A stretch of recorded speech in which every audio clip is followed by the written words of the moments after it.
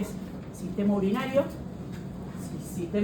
patológico, por ende ya se tienen que acordar de lo que vimos en injuria. Me voy a tener que sentar, a mí me gusta hacer en la lista, me voy a sentar, porque si no escapo.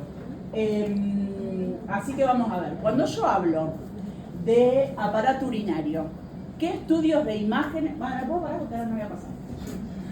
Otra de las cosas para los que no me conocen, soy muy ansiosa, entonces yo empiezo a hablar y te di toda la clase, y después pasamos las diapos más rápido con imagen. Vamos, bien. Aparato urinario. ¿Qué estudios de imágenes les parece que puedo pedir para evaluar algo? Cuando hablamos de aparato urinario, recuerden que incluimos riñones y vía urinaria y vejiga. ¿Estamos? Bueno, siempre arrancamos del más básico. ¿Qué pedirían? Bien, ¿qué esperan encontrar en una radiografía? Calcificaciones. ¿Veíamos los riñones? Solo veíamos la sombra. Podíamos intuir que podía haber algo, que uno era más grande, que uno era más chico, que eran asimétricos, pero en realidad no sirve para evaluar el órgano en sí. Siempre recuerden que en estos casos, lo primordial a ver o buscar son las calcificaciones y que dependían en la topografía donde encontré. ¿Cómo se llama una calcificación? Radiopaca.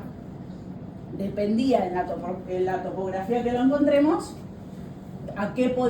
dónde podía estar, ¿sí? Este es un gráfico típico y básico que lo van a encontrar siempre, que es dónde están las calcificaciones. Si yo pienso y veo una calcificación, no tengo luz.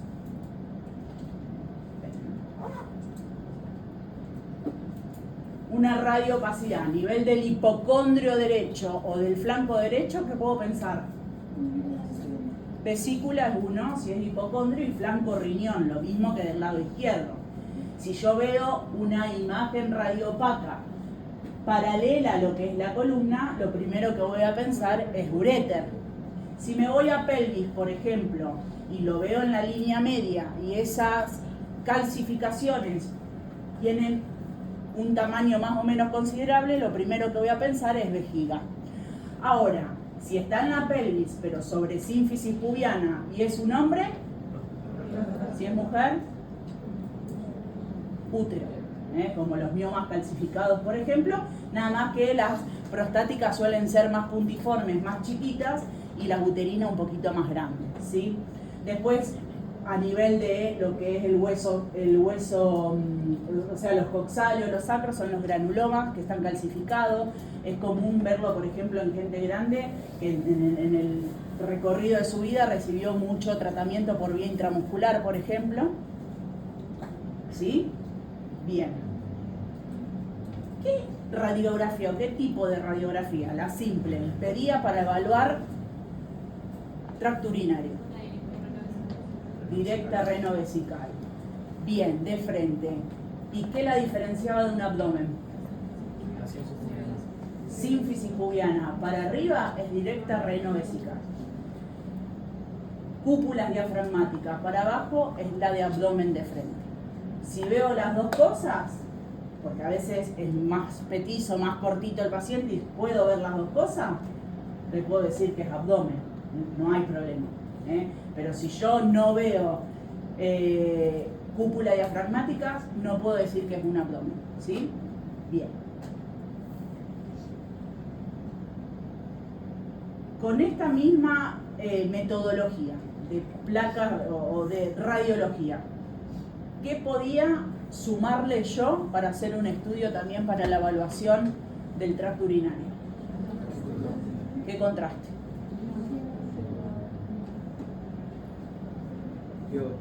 Yodo por vía endovenosa y se llamaba urograma excretor.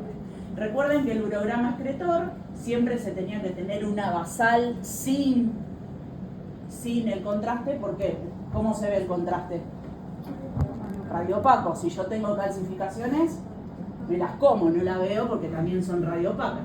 Entonces siempre hago una basal sin contraste, una directa renovesical, se inyecta el contraste por vía endovenosa. Recuerden que el paciente tiene que tener una preparación, obviamente que no puede ser alérgico al yodo para hacer este tipo de estudio.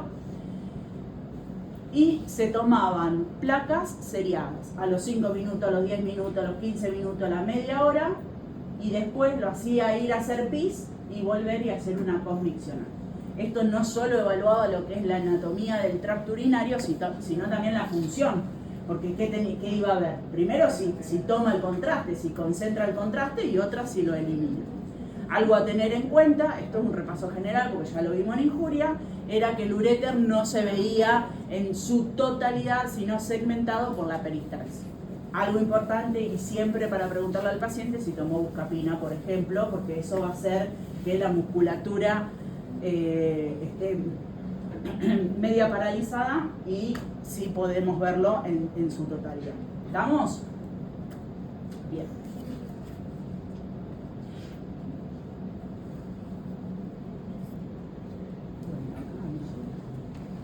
Esto es un urograma excretor. Esto es lo que le decía cuando le sumamos el contraste endovenoso, donde vamos a ver los cálices, ¿sí?, la pelvis y el uréter. El uréter ya lo veo en toda su extensión, hay algo que no está bien, ¿sí? Y la vejiga reflexionada parcialmente. A medida que vaya pasando y vaya sacando las placas, esto va a estar cada vez más redondito y con mayor cantidad de contraste, ¿sí? Bien. Ustedes recuerdan que el riñón estaba a ambos lados de la columna, tiene una ubicación de adentro hacia afuera, estaba a nivel de L1, L2 aproximadamente. Puede existir casos, y no ser patológicos, donde ese riñón está ubicado en un lugar diferente o de otra forma. Puede ser. Otra cosa a tener en cuenta es que el riñón, el paciente puede ser monorreno, no tener un riñón congénito, nació así, o porque lo operaron por alguna causa. Entonces eso también hay que tenerlo en cuenta. Después, el riñón, siempre lo que es los ilios con la pelvis renal miran hacia adentro, a su cara interna. A veces puede pasar que estén mal rotados y la pelvis mire para adelante, digamos, o para el otro lado. O puede que un riñón no esté en su lugar y pase al otro lado, o sea, estén los dos riñones del mismo lado. Siempre hay que buscarlos bien, porque pueden tener variantes anatómicas y no es que sea patológico, ¿sí? Otra cosa a tener en cuenta es, ¿qué es un riñón tosado y qué es un riñón ectópico?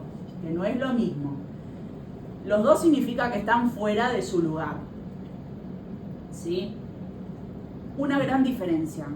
Cuando un órgano, no solo el riñón, es tosado, en algún momento estuvo en su posición original, en su posición normal. El ectópico ya se formó en un lugar donde no es el habitual, ¿sí?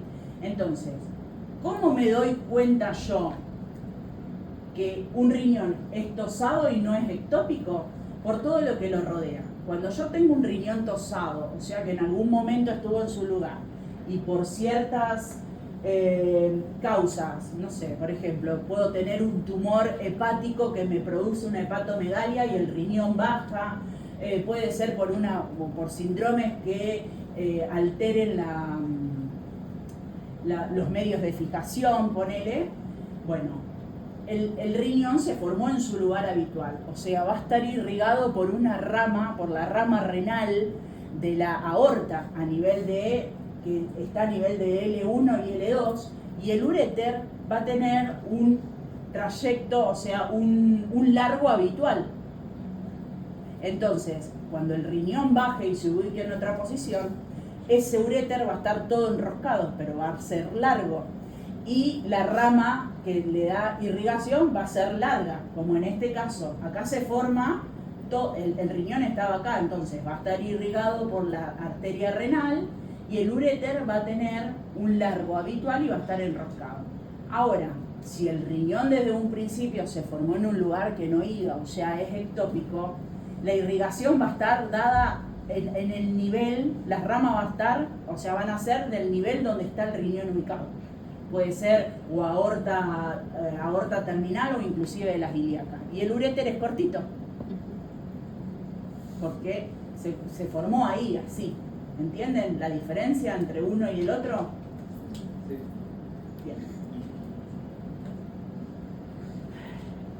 Otra de las cosas que puede pasar es que uno de los riñones, cualquiera, pase la línea media, o sea, pase hacia el otro lado y se fusione con el otro riñón en alguno de sus polos. Y forman distintos tipos de riñones, para llamarlo de alguna manera, el riñón en galleta, el riñón en pelota, el riñón en herradura y todo eso en base a la forma que adquiere según se fusione con el otro riñón. Por ejemplo, el riñón izquierdo pasó para el otro lado y se fusionó con el izquierdo, formando lo que es el riñón en galleta. Son riñones ectópicos, ¿sí? Que se fusionan entre sí. Esto es una reconstrucción 3D de eso, o el riñón del lado contralateral se fusiona en su polo superior con el de este lado en su polo inferior. ¿Sí? ¿Ven? Van adquiriendo diferentes formas. Es para tener en cuenta, o sea, pero no implica patología alguna. Esto, por ejemplo, esto es del dinosaurio Barney, esta resonancia. Ni de Mirta Legrand ya tiene colores. Esta es viejísima, pero bueno. Acá lo que representa es una masa hepática, o sea, hay una hepatomegalia y lo que hace es descender el riñón. Ese no es un riñón ectópico, es uno tosado, porque este estaba en su lugar, nada más que por esta patología del hígado lo bajó. ¿Estamos? ¿El riñón solo baja o puede ser por embarazo? También. Esta es una de las más comunes en encontrar, que se llama el riñón en herradura, donde los dos polos inferiores de los riñones se unen en la línea media, por delante de la columna. Y se llama riñón en herradura, al menos este tiene forma de herradura, no como los otros signos que por ahí no encontramos. Tampoco tiene implicancia, digamos, patológicas. Alguno dice que puede tener incrementado la probabilidad de tener cáncer renal, pero no está demostrado en realidad. Y este es el más frecuente que se encuentra de todos. Es el más frecuente. Bien, ¿qué estudio es este? ¿Este qué corte es? ¿Y este? ¿Tiene contraste?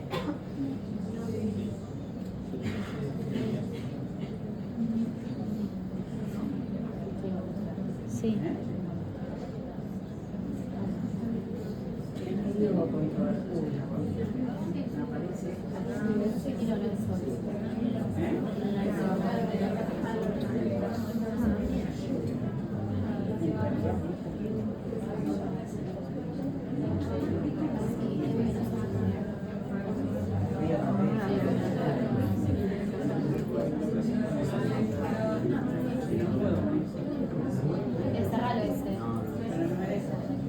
Creo que tenés que bajar.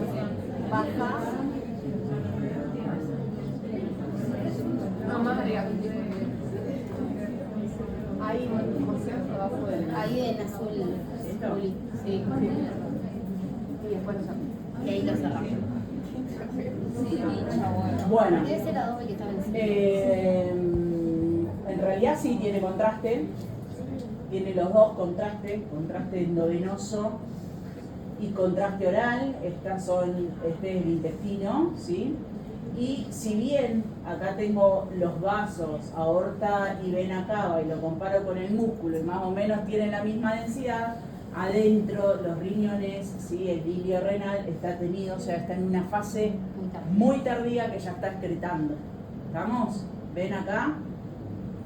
Los vasos renales tienen contraste adentro. Esta fase es aproximadamente, se hace un barrido como a los 10-15 minutos. Y más también. Sí. Ya está. Bien. Pero tiene los dos contrastes. Recuerden que el contraste que usamos era el yodo en vía endovenosa y por vía oral también. Existe el bario tomográfico que no lo usamos porque no hay plata. Usamos el yodo rebajado con agua, ¿sí? Para el oral. Bien. ¿Vamos entendiendo hasta ahí? Alguna de las patologías más prevalentes que podemos encontrar en el tracto urinario es la urolitiasis, ¿sí? Los litos. ¿Podemos verlo con una placa radiográfica? Dijimos que sí. Hay que tener en cuenta la composición también,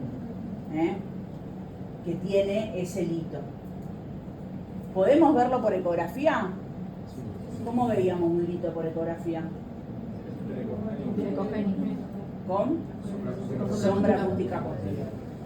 La desventaja que tiene es que si es muy chiquito, no lo voy a ver, o me puede pasar desapercibido. Inclusive el seno renal, que es donde se forman, tiene ya imágenes puntiformes, hiperecoicas, con un poquito de sombra, y en realidad está dado por los vasos renales propios y no es un lito. Por tomografía, la tomografía es el estudio de elección para este tipo de patologías. Es el estudio gold estándar. Cuando yo digo gold estándar, es el estudio que se utiliza o que se prefiere porque tiene una sensibilidad y especificidad muy alta para detectar, en este caso, las litiasis. Tiene una gran ventaja. Todas se ven blancas, sea de que sea de polenta, de arroz, de lo que sea, todas se ven blancas. No importa si son de colesterol, si son de oxalato de calcio, si son de fósforo, todas van a verse radiodensas en una tomografía. Entonces es una ventaja. Y que puede ver inclusive tamaños muy chiquitos. Entonces, el estudio que pedimos para evaluar esto se llama urotomografía o uroTAC, ¿sí? Generalmente, obviamente, se arranca sin contraste, entonces podemos ver la presencia o no, porque se va a ver radiodensa, ¿sí? Después, ¿le podés sumar contraste endovenoso? Obvio que le podés sumar, pero en un principio la urotomografía no llevaría, ¿sí? Aparte que contamos con la herramienta de la unidad de Hanfield, como ustedes saben, que muchos los que fuimos arriba vimos cómo se manejaba la unidad de Hanfield. Lo que me permite ver es qué densidad tenía, entonces puedo ver si son de colesterol, de fósforo, de ácido úrico, de calcio, ¿sí? Porque me va a dar cuántas unidades tiene, ¿sí? Bien.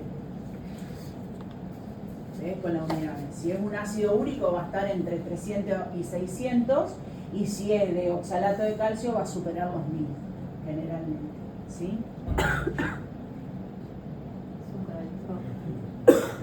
Esto, aunque es una directa renovesical ampliada a nivel de los flancos, y lo que vemos acá es esta estructura radiodensa, que por ahí si te lo muestran sin que esté el título acá, vos podés pensar que hasta puede ser un urograma excretor. En realidad esto es un tipo de litiasis que son las coraliformes, que se caracterizan porque siguen todo el molde de los cálices y la pelvis renal. Suele ir asociada de infecciones por Proteus o Proteus, como quieran llamarlo, ¿sí? Y acá tenemos otra, pero no llega a ser coraliforme, está en el grupo calicial superior, ¿sí? ¿Lo ven? Así es como veíamos en la ecografía, ¿sí? A veces en la ecografía te piden mucha ecografía, a veces es un hallazgo porque el paciente no tiene clínica, y a veces te piden por un cólico de tipo renal, es muy característico, un dolor en el hipocondrio, en el flanco, y que se dirige hacia la región genital, a veces va acompañado con hematuria o no, y a veces no encontrás el lito en sí, sino podés encontrar signos indirectos, ¿sí? Como que la pelvis renal está dilatada. Ustedes recuerden que por ecografía yo no podía ver pelvis renal ni uréter, a excepción que sea patológico, ¿sí? Entonces lo que podíamos ver es una pelvis renal dilatada, o sea, aumentada de tamaño, que se da por el paso del lito antes de la expulsión, ¿sí? Bien. Esto también no tiene contraste, miren los vasos con respecto al músculo, no tiene contraste endovenoso, estos son las litiasis coraliformes.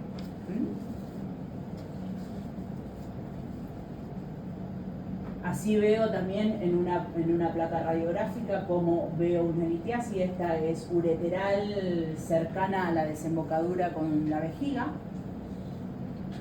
¿sí? Cuando le hago el urograma excretor veo que hay una dilatación, ¿sí? Hay una hidronefrosis, miren el tamaño miren el tamaño del uréter, y cuando llego acá hay un stop, o sea, no veo que está desembocando en la vejiga, ¿sí? Lo que tenía este paciente es un lito. Puede ser un tumor, puede ser una compresión extrínseca por alguna patología que tenga en pelvis, también lo puede ser. En este caso había sido un lito, ahora se los voy a mostrar. Entonces, ¿qué pasa? El lito me genera obstrucción y todo por arriba, es como el lirio que vimos la semana pasada, todo lo que está por arriba empieza a dilatarse, ¿sí? Y me da, en este caso, no un lirio, sino una hidronefrosis. Además también de la infección urinaria que te da el lito, también da muchas veces falla renal, que son las fallas renales obstructivas, ¿sí? Entonces vos que el paciente tiene un laboratorio feo en la parte renal y una de las causas pueden ser los litos. Y está bueno que si nosotros por ecografía no lo vemos en lo indirecto y le podemos hacer laboratorio sin contraste, entonces no le seguimos haciendo una falla renal. Así que eso está bueno, es una ventaja que tiene la tomo hacerla sin contraste. Miren esta vía urinaria y miren esta, ¿sí? Claramente esta es la patológica y una hidronefrosis, ¿sí? Bueno, acá este era el lito que se veía en la anterior que vimos, ¿eh? Ven acá haciendo el stop. Bien. Bueno, esto también son tipo de dilataciones, esto de la pielografía descendente o ascendente ya la verdad que no se las usa más. Estos eran estudios que se hacía una punción percutánea en el riñón y se ponía el contraste para...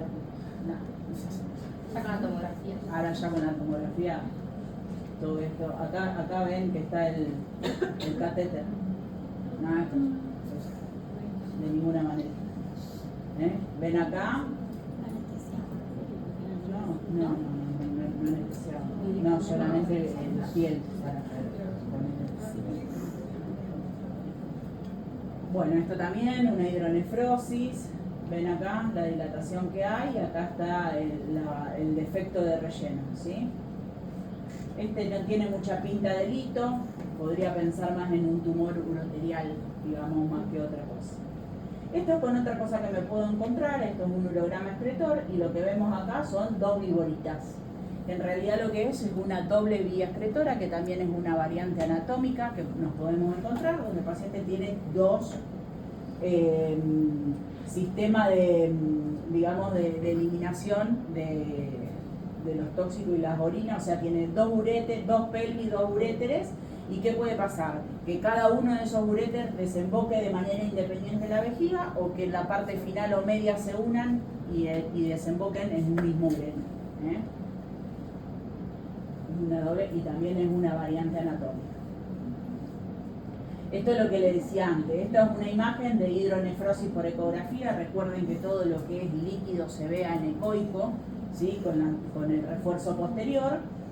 Y esto es uno de los signos que voy a encontrar por patología obstructiva aguda, digamos, por lito, o inclusive si el lito estaba y pasó. Así me va a quedar la pelvis dilatada. ¿Estamos? Bien. Así lo voy a ver por tomografía. La uronefrosis o la hidronefrosis, como quieran llamarlo. Hidronefrosis porque tiene agua, tiene pis. Si tiene pus es pionefrosis, si tiene sangre. ¿Ven lo que yo les decía? Estos son vesicales, están bien en la línea media y tienen un tamaño reconsiderable. Cuando vimos el grafiquito de las placas radiográficas al principio. Bueno, esto es ¿qué? Una resonancia. ¿T1 o T2? T2. El líquido, esto es una hidronefrosis, el líquido es blanco. Esto es vejiga, blanco. Es un T2. Otra de las cosas a tener en cuenta es también debemos evaluar, y que va de la mano, los vasos renales.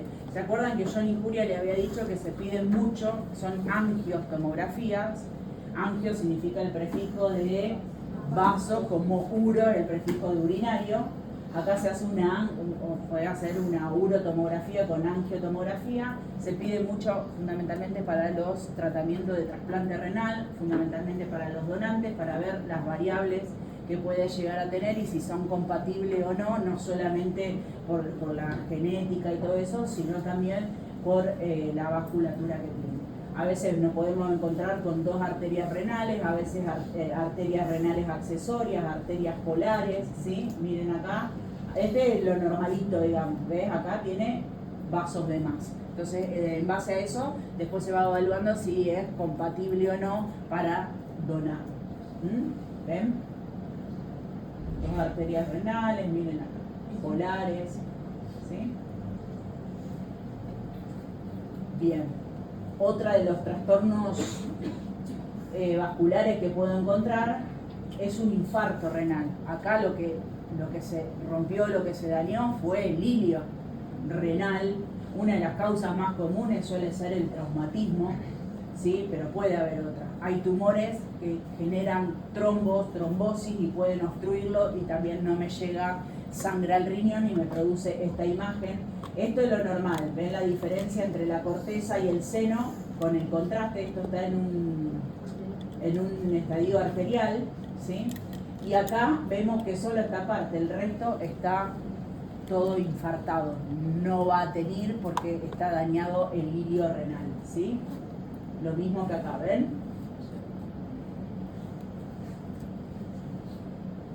Juli, te quería consultar, porque tanto en la patología así cuando hay un trombo que no llega sangre, se ve la misma imagen, me parece que leí, en la pielo. Esto es una piel. Ahí va. Esto es una pielo, lo característico que es la pielonefritis, es el proceso infeccioso inflamatorio que afecta la vía urinaria alta, te da un patrón así, donde hay áreas que no realzan, ¿sí? Que en realidad son edematosas, pero tienen un patrón que es un patrón radiado, a diferencia del otro. Cuando vos lo ves, a todo el riñón, tiene así como patrón de rayos. Una refuerza, otra no. Una refuerza, otra no. Eso es lo característico de la pielonefritis.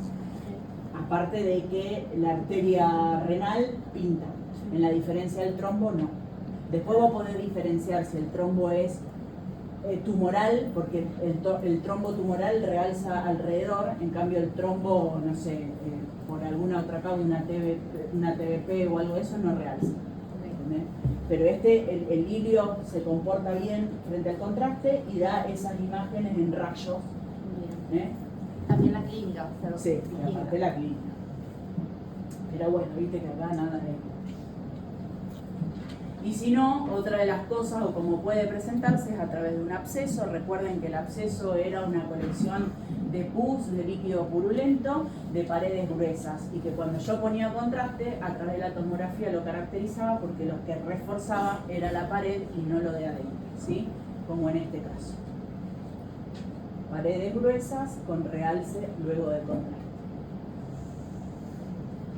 Esta es la terapéutica para ese absceso, ¿sí? donde se hace el drenaje percutáneo a través de tomografía, se le pone contraste.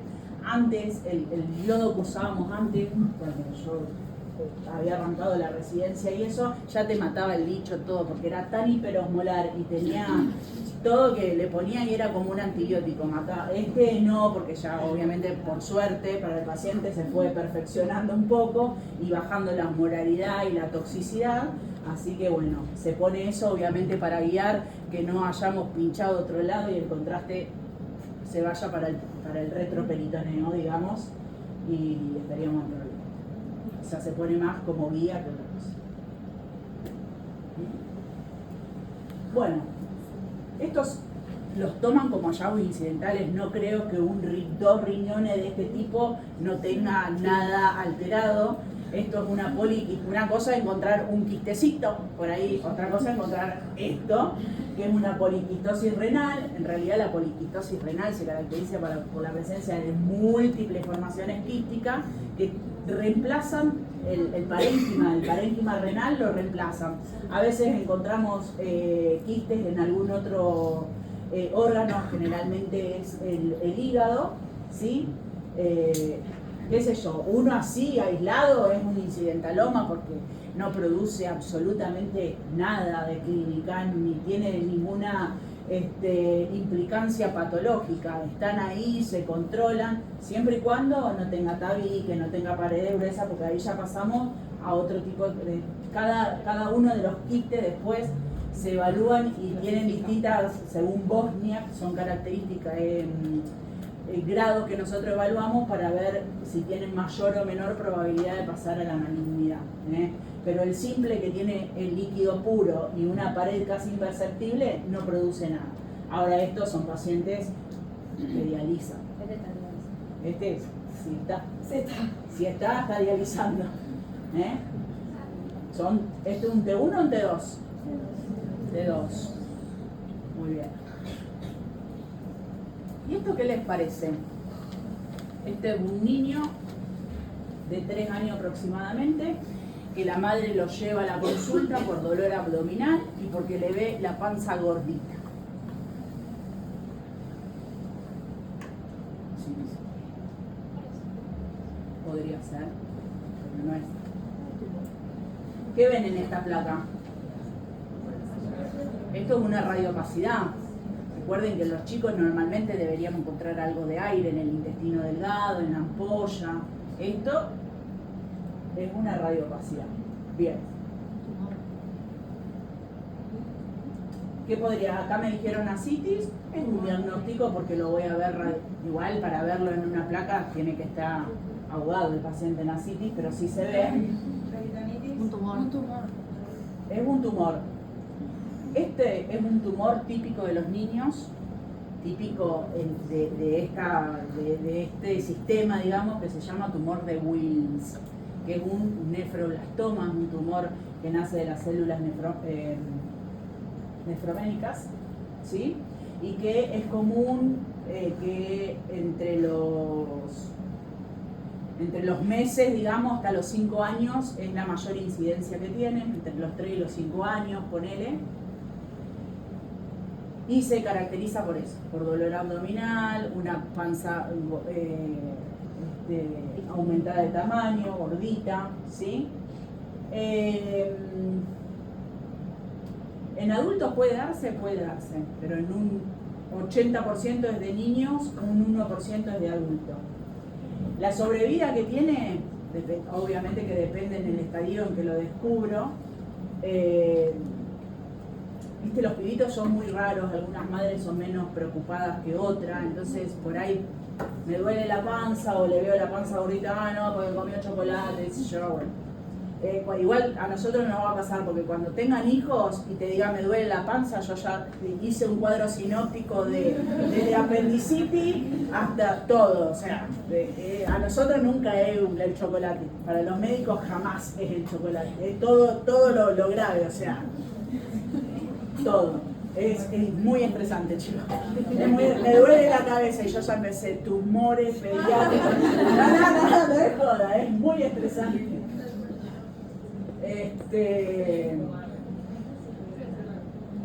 Bueno, este es un tumor de Wilms, que lo puedo ver por placa, pero en realidad lo caracterizo con lo que es el...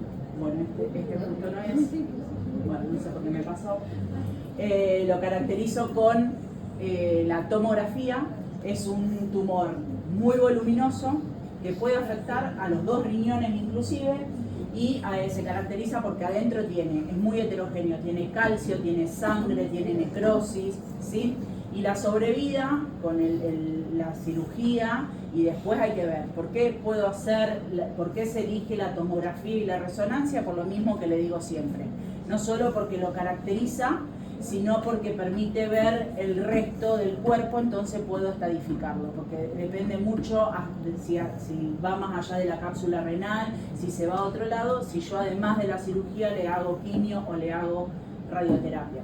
Cuando se lo descubre en un estadio temprano, la sobrevida es aproximadamente del 90%, es bastante. ¿Sí? ¿Hay alguna causa por ejemplo lo No, es genética. Este es otro tipo de tumor, pero es el tumor de células renales, el más común que el de células claras, que suele afectar más que nada al adulto. También tiene unas características, ¿sí?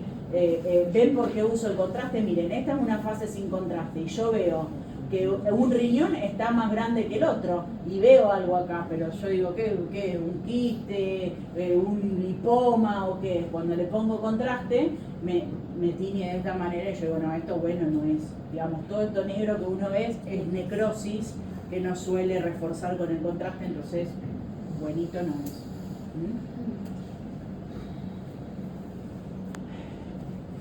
Siempre que tengamos un cáncer renal o una masa renal es muy importante, no solo ver el riñón contralateral porque suelen ser sincrónicos, sino los vasos, porque cuando se descubre generalmente en un estadio donde ya va más allá del riñón y suelen acompañarse de trombosis vascular. ¿Sí? Acá.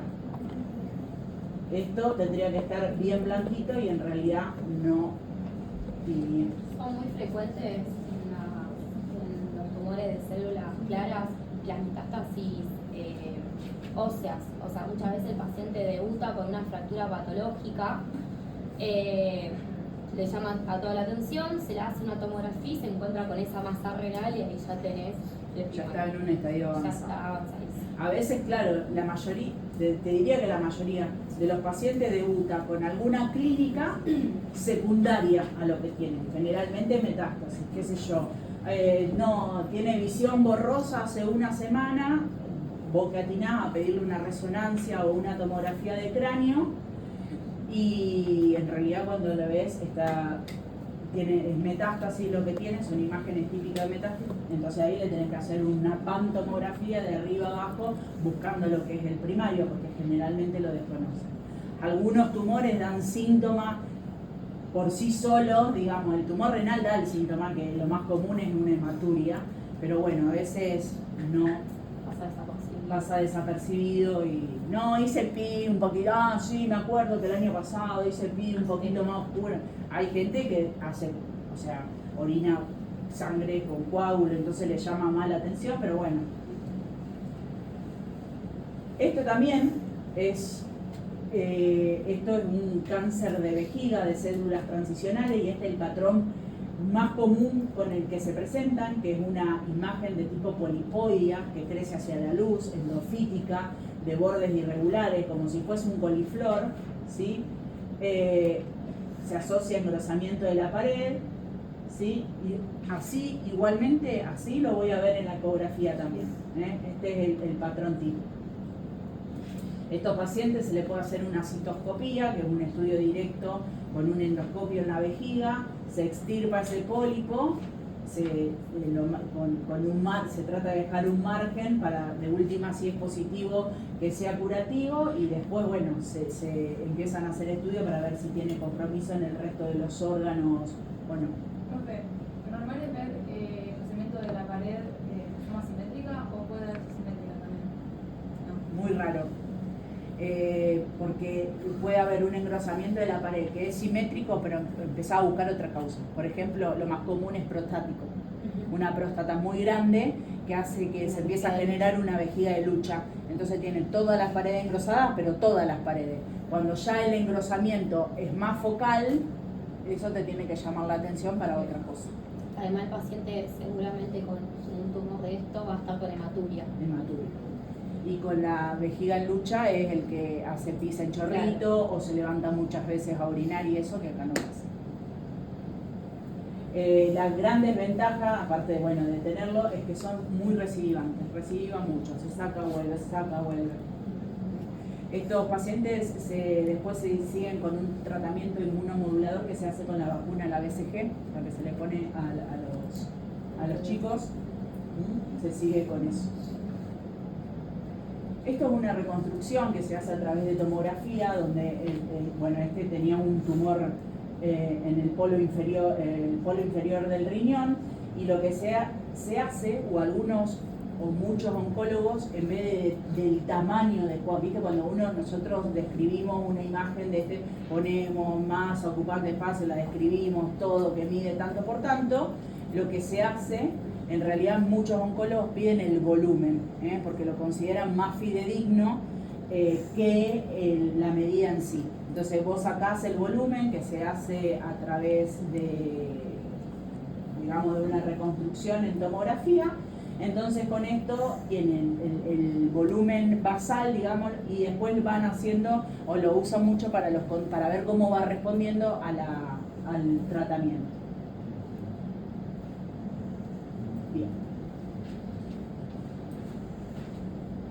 Siempre tengan en cuenta que el primer método de estudio y de elección para el tracto urinario es la ecografía, porque me va a aportar datos anatómicos y ver si tengo o no tengo algo. No me va a aportar datos funcionales, eso no. Dependiendo de lo que encuentro o dependiendo del diagnóstico que me plantean, ahí voy a ver si sigo con algún otro estudio. Generalmente lo que se sigue es con una tomografía. Ahora, cuando el grupo etario es pediátrico, la ecografía sigue siendo el primer método inicial para estudiar. Pero después va a depender de la clínica, de lo que presenta el nene. ¿Se acuerdan que existía un estudio que se llamaba CUMS o cisto-uretrografía miccional, que se pedía mucho en los niños que tenían episodios de infecciones urinarias repetitivas, ¿sí? Reiteradas? Entonces, ¿qué me permitía hacer? Evaluar reflujo vesico-uretero. Recuerden que el pis debe estar en la vejiga, pero existe un sistema valvular en relación a los uréteres que no permite que el pis suba, ¿sí? Porque aparte el pis es un caldo de cultivo para cualquier germen. Entonces, ¿qué hace la CUMS? Es evaluar ese sistema valvular. Yo lo que le hacía, siempre le pido antes un urocultivo, porque no debe ser positivo, porque si yo después voy a poner una sonda a través de la uretra y él tenía una infección, disemino esos gérmenes por todos lados, se me puede hacer una pielonefritis, por ejemplo. Entonces, antes del estudio les pido el urocultivo, si es negativo voy. Acuérdense en que lo que hacía se hacía por radioscopía. Recuerden que la radioscopía era el que yo utilizaba, el sistema de TV, que podía ver en vivo y después o hacer video o placa en base a lo que a mí me interesaba. Bien. Lo que hacía es ponerle una sonda a través de la uretra, una sonda estéril, y llegaba al cuello vesical y lo instilaba contraste, que era contraste iodado con solución fisiológica, porque si no lo prendo a fuego al pibe, me va a gritar, no me va a dejar hacer nada. Y a través de la radioscopía yo miraba cuando empezaba a llenarse y a replesionarse bien la vejiga. La vejiga, acuerden que es un órgano hueco, ¿sí? Y que tiene forma de globito. Hasta ahí debía hacer el estudio, el normal, listo. Lo tenía que hacer pis en el medio del estudio, que es complicadísimo. Sí, imposible, pero bueno. Las fechitas. Entonces, eso era lo normal, que el pis, o sea, el contraste me quede en la vejiga. Ahora, si subía hacia los uréteres, hablaba de un reflujo vesico-uretero. Eso está mal y es una de las causas de infecciones urinarias, ¿sí? Yo le colocaba al paciente una sonda a través de la uretra y lo que hacía era poner el contraste e intentaba obtener esta imagen de represión vesical. Hasta ahí terminaba. Acá, ¿qué pasó? Me pasó contraste hacia el tracto urinario superior. Eso no está bueno, ¿sí? Hay distintos grados y eso infiere distintos tratamientos. Tener el grado 1, donde llega hasta la mitad o un poquito más del uréter, el contraste. El tipo 2 llega hasta la pelvis y parte de los cálices. El tipo 3 va a cálices, pelvis, uréter. El tipo 4 también, pero empieza a dilatarse, ¿sí? Empieza a aumentar de tamaño la vía urinaria. Y el tipo 5 no solo que da como una hidronefrosis, sino que también empieza a hacerse tortuosa, se enrosca y todo. El grado 4 y el grado 5 generalmente es quirúrgico, ¿sí? Miren, Acá están los grados para cuando vean en el... Esto es lo normal, no debe pasar. El grado 1 pasa hasta el tercio medio, un poquito más, hasta la pelvis y algo de cálices el grado 2. El grado 3 va a los cálices, la pelvis, el uréter completo. El 4, todo, pero a su vez empieza a dilatarse. Y el 5 ya genera como una hidronefrosis, un ureterocele. Profe, en el grado 1, ¿veríamos el uréter completo?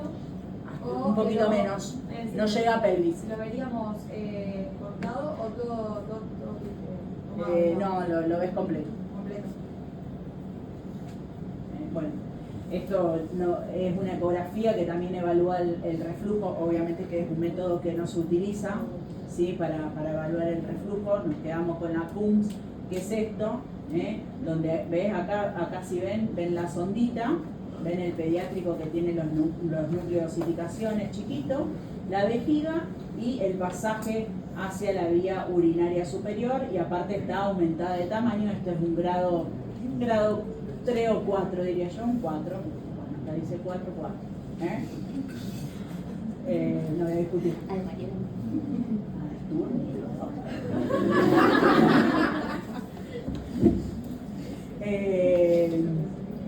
Bien.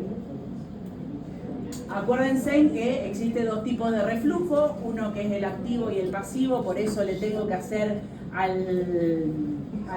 la criatura, lo tengo que hacer orinar en el medio del estudio, porque a veces de forma pasiva, digamos, no sube, no tiene reflujo, pero cuando hace el esfuerzo miccional, sube.